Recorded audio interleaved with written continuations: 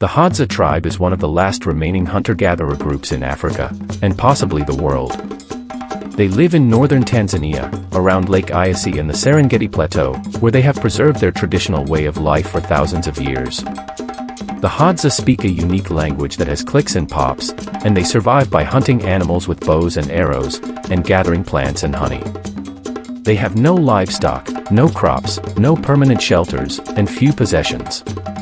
They are genetically distinct from any other people, and they are considered a living link to our ancient human ancestors who lived in the same region millions of years ago.